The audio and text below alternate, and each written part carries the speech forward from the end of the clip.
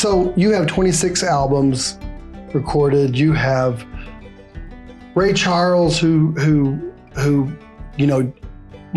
sings your music, and you've Reba McEntire, discovering her, all these different things and pieces and parts.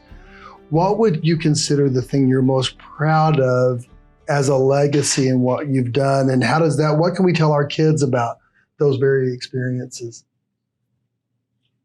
That's a tough question because I've had an unbelievable life and it's been very rewarding. And I still am able to do exactly what I want to do. I can talk about it on television. I can talk about it on radio because I have a radio show and I have a television show.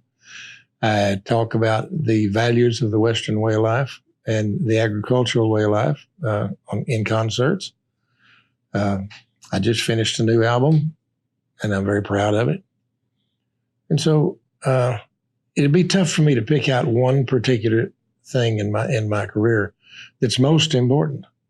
I had a good time working rodeos, and those people became my family.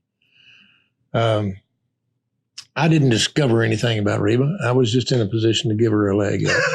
Well, history says it different, but I mean, you can say that, but there you go. She's very, very close to me. And I'm very proud of her. She's an unbelievable artist, but most of all, she's a fantastic human being.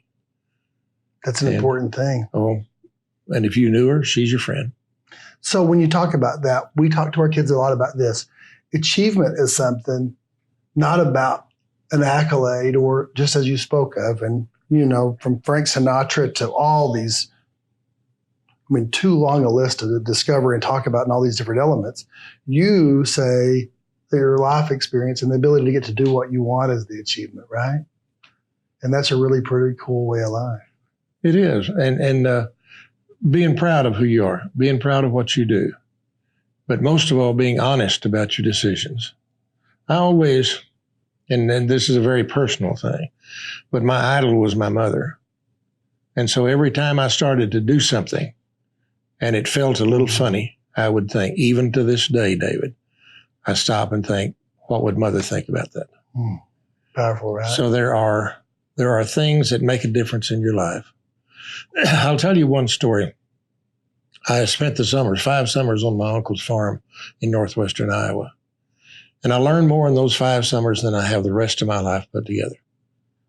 And one morning when I was 13, we were going to a field about 1.5 miles from headquarters. And we're driving down the highway, and my uncle looked at his side of the pickup and kind of said to himself, I'd give anything in the world if Mr. Cornwall would have those boys plow those rows straight. And I looked over on his side, and all I could see was the next stalk as we went down the road.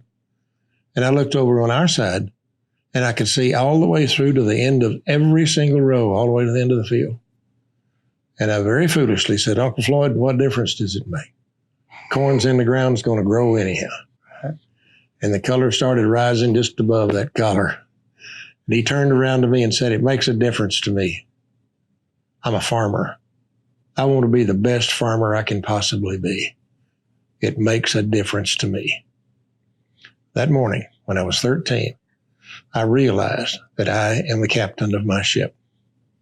My destiny depends on how I set my sails and how I direct it.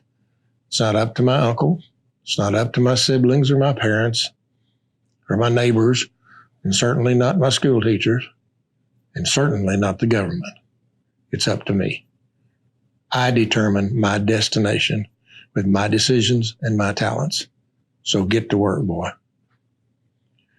Our neighbor had a Poppin' Johnny, one of those old one-lung John Deeres, and he knew I loved that tractor. And all we had was farm models, and they didn't sound near as exciting as that Poppin' Johnny did. And he would drive up and down the road just tantalizing me, and he wouldn't let me drive it. And my uncle felt for me, so he bought me a book on John Deere. And I read it cover to cover, and one line stood out that I still live by today.